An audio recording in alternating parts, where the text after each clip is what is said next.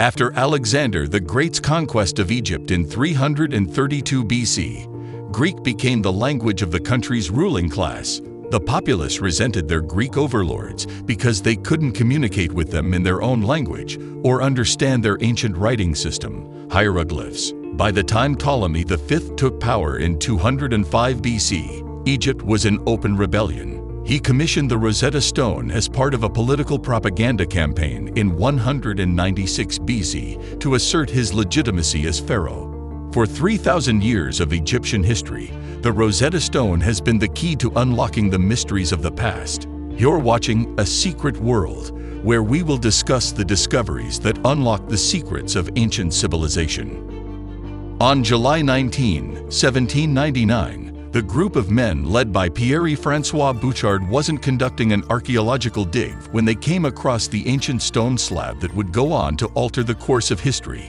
Instead, they were finishing up some construction work. The French soldiers were stationed in a crumbling fort near Rosetta, Egypt.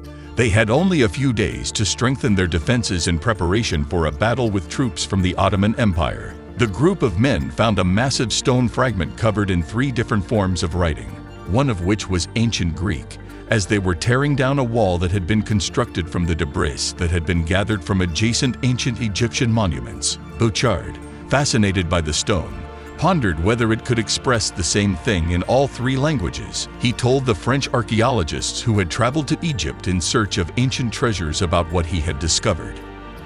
They were satisfied with much less than what they actually obtained. The slab in question was known as the Rosetta Stone. The letters and symbols that had been painstakingly etched into its gloomy face would illuminate the splendor of ancient Egyptian civilization.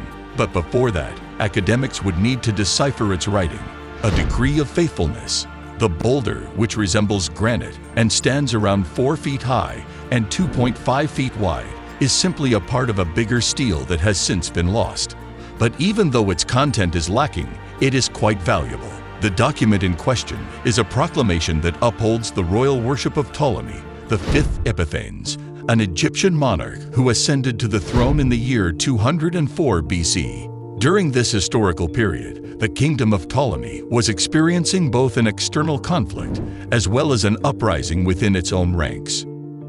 A council of priests came together to make the decree, and they utilized it as a way to show their devotion to the pharaoh and respect him. On the stele, it was written in hieroglyphics that belonged to the Ptolemaic era and Demotic Egyptian script and the ancient Greek alphabet. Every temple in Egypt was supposed to have a set of stelae that were identical to one another, conquering intellectuals. Fast forward to 1798, when French forces headed by Napoleon successfully conquered Egypt, which was a part of the Ottoman Empire at the time. Scientists and historians were a part of the force that conquered the country. They flooded into the country to document what they discovered there. Egyptologists traveled around Egypt in search of ancient relics, including the Rosetta Stone, which they planned to bring back to France with them.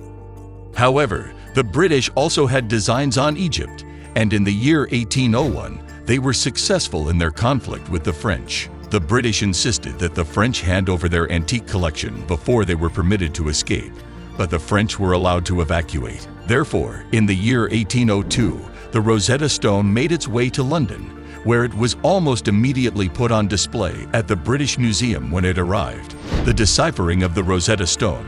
However, the stone's worth extended far beyond its appearance.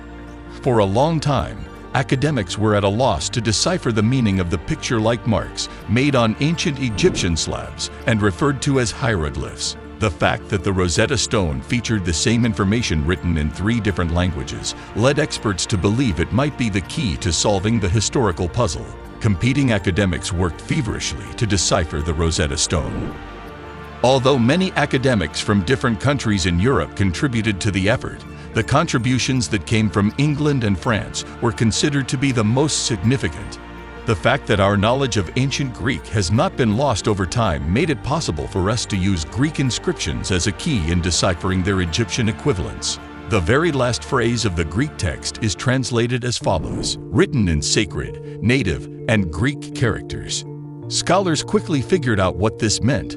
The same text was written down in 3 different scripts, and the term holy referred to the hieroglyphic system. In contrast, The term native referred to the Demotic script that was used by everyday Egyptians. Thomas Young of England and Jean-François Champollion of France did most of the work to decipher the stone. Both of these men were from the United Kingdom. Young was a brilliant mind in several fields, including medicine and physics. He is primarily renowned for his research on light, but he was the first person to provide the word energy with its modern scientific definition.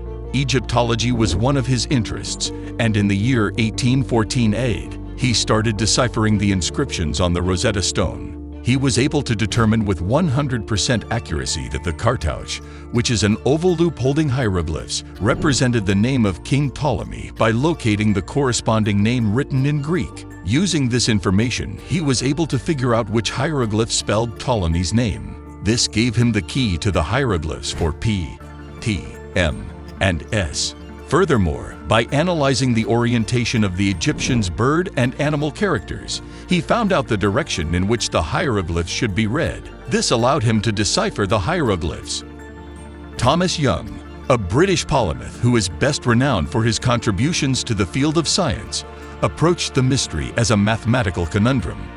After translating ancient Greek, he took comprehensive notes on the hieroglyphs and then tried to match each one of them to their respective translations in a methodical manner. In addition to that, he matched the glyphs to those that were found on other statues. Young was able to figure out some of the letters, determine the phonetic sounds that some of the glyphs represented, and piece together how words were pluralized. In the end, however, it was a Frenchman named Jean-François Champollion, renowned as the creator of Egyptology, who was the one to decipher the code in 1822.